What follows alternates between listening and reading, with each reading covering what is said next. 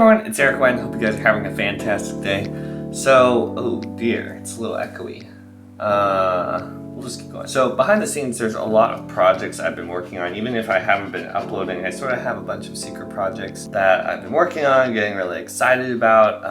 And I'm the type of person where I sort of have to be semi-inspired or like personally motivated for me to muster the energy, motivation to finish the video. That's just sort of the way I've learned I am, and I can work really hard, but I sort of, those bursts of motivation come and go, and I've learned to, when they pop up, I hop on them, drop everything, and go, okay, I know I'm only gonna have this inspiration or motivation or feeling like this is the best idea ever for a second, so I'm gonna just film and film and film and then get it out. And that's been working great. I try to be very practical about, hey, I need to get this video done, or oh, that video isn't fully working out. Okay, I filmed 3/4 of it. I'm gonna shelve it for a couple days and then revisit it. Sometimes I get a little bit stuck with that. I have a whole bunch of videos that are all 3/4 done. And I start to get a little nervous when that happens. I start getting like, oh my gosh, what is wrong with me? Like, I just never finish anything, or I filmed for all these hours and I still am not able to finish a video. What's going on? Those videos will still get done, don't worry. Those ideas are good. I need to think about them a little bit more. But anyways, what happened though was I finally was like, okay, this video is a little bit in depth, but I want to get this done right now. Remember, this is like after lots of filming sessions, lots of projects that I can't release yet, things that there's been a lot of work going on, but finally I was like, all right, this is the day. It was like 3 hours of filming straight, and the room's really hot. I'm getting really exhausted. I start importing the footage, and then I click all the files. The footage has no sound. So the footage has no sound for the past 3 hours that I've been doing that. Normally, this would be fine. I've practiced making YouTube videos so many times. This has happened so many times that I'm pretty numb to it. I'm pretty good at going, okay, well, we'll just refilm it. Okay, it'll just be better next time. But for some reason this time, after all these videos, after like all these long days of working and doing my normal work and all this sort of stuff, I was like, oh my gosh. I think it was actually 2 in the morning at this point in time. And so I was like, all right, I'm gonna give myself an hour and a half and I'm going to refilm this video and just get it done. And the first half of the video actually was better. The second half of the video works, but you can tell I'm a little bit like I am excited about it. I'm not faking that, but I am a little bit like drained. And that's because it's like 4 in the morning at this point in time. What's my main point here? The next day, I was so burnt out. Like, not burnt out like my passion and goal, I lost that. No. But I was so drained. I was so mentally like exhausted, creatively exhausted. I could not edit the footage. Like, I could not even do anything video related. And then today, still exhausted. The lesson I had to learn was that in certain instances, pushing through is maybe the worst option. Like, it looks cool, it feels cool, but if you want to do some of this stuff sustainably, it's not always the right move to just go crazy hustle mode on it. It's okay to fail for a week. And again, like, I didn't even fail for a week. So many videos or ideas that I've done like a really great first pass with. You know, things aren't really a waste unless you make them a waste. I wasn't really expecting to make this type of video right now, but it's feeling correct today. One thing that's been really on my mind, and is one of the points from one of those old videos, is how important it is to share emotional experiences with your viewers. I talk about this all the time. I say you need to share a feeling. The feeling is what people remember.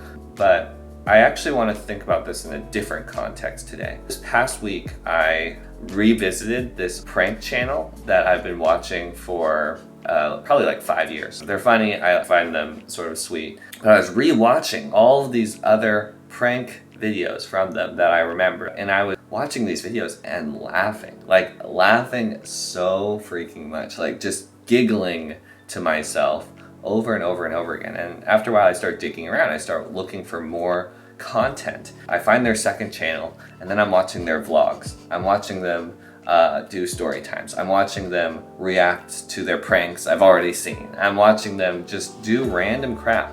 And it's like 20-minute video, click, 20-minute video, click, 25-minute video, click. And I realized, I was like, oh my gosh, this is crazy. This is a crazy amount of time that I am willing to spend with these people.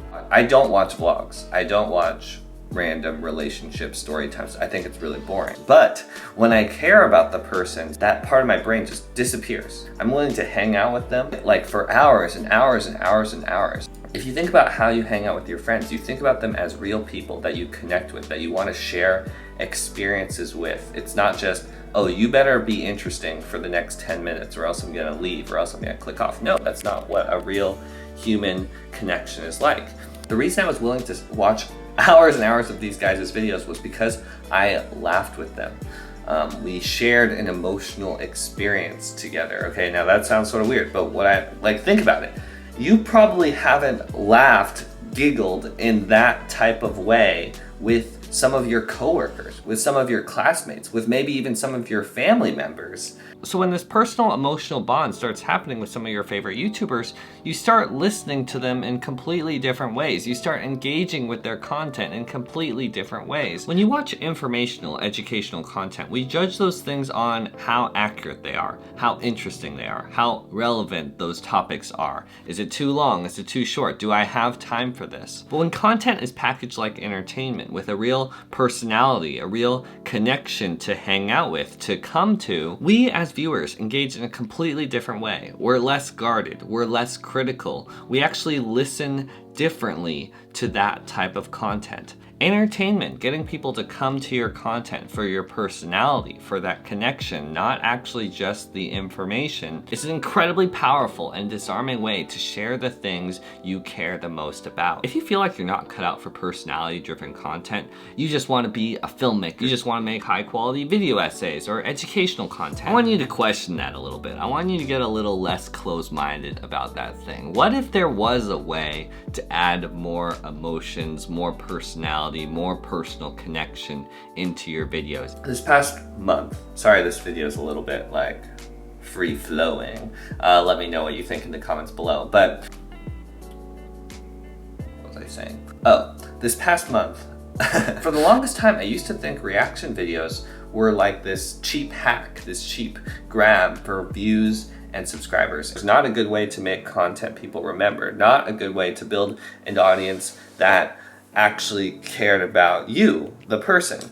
I couldn't have been more wrong though. The past 2 months I started making some reaction videos and I've been blown away how those reaction videos are actually helping me connect, helping some of my points make sense in a way I couldn't do before, in a way that wasn't able to land in some of my really in-depth breakdown videos. And that's because the amount of feelings, not crying feelings, like sharing an emotional experience, like letting your personality bubble out, it's so much more in the reaction videos than in my very prepared in-depth breakdown videos. I'm doing the reaction videos when we're able to discover together, smile together, laugh together, be surprised together. We're sharing an emotional experience to the point where I can say things and you're going to listen, connect, or relate in a completely different way than if I had my prepared 10 breakdown tips, fast editing, nice, all that nice, shiny, fancy stuff, when the things I believe, the things I care about are packaged in that reaction format. It's going to land, it's going to resonate in a completely different way.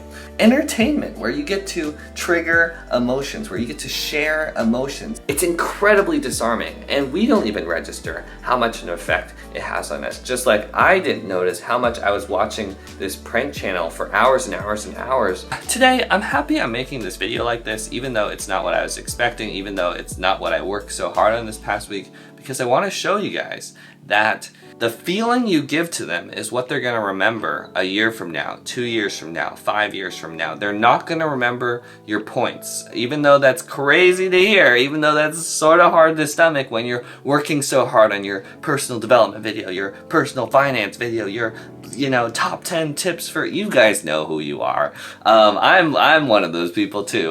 They are not going to remember that. What they are going to remember is, did they laugh with you? Did you make them think? Did you share an emotional experience together? Which is a very impersonal, robotic way of just saying were there feelings going on, or did you just interact, hang out with their brain? For those of you who make educational content, information heavy content, reaction videos might not be the right fit for you, but I want you to think creatively about how you can bring more feelings into your content. What would it take? What would need to change? What would need to happen for you to share a smile with your viewers, to laugh alongside them? When I'm making my videos that are super in-depth, I want to make sure I say things the right way. I want to make sure I have all the information, the right analogies, the right diagrams. It's so important to remember, to remind myself that what's actually important, what actually needs to stay consistent, what actually needs to be prioritized and valued is this connection we're having right now. Yes, all that stuff matters. Yes, all that stuff is important to communicate, share your story.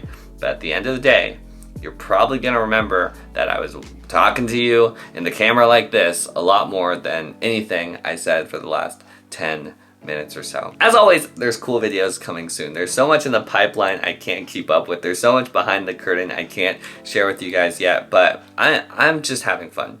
And I hope you guys are having fun too. I'll see you guys in the next video. You are the change maker of your own life. Let's think more deeply. I'll see you guys in the next one. Peace, peace. Bye.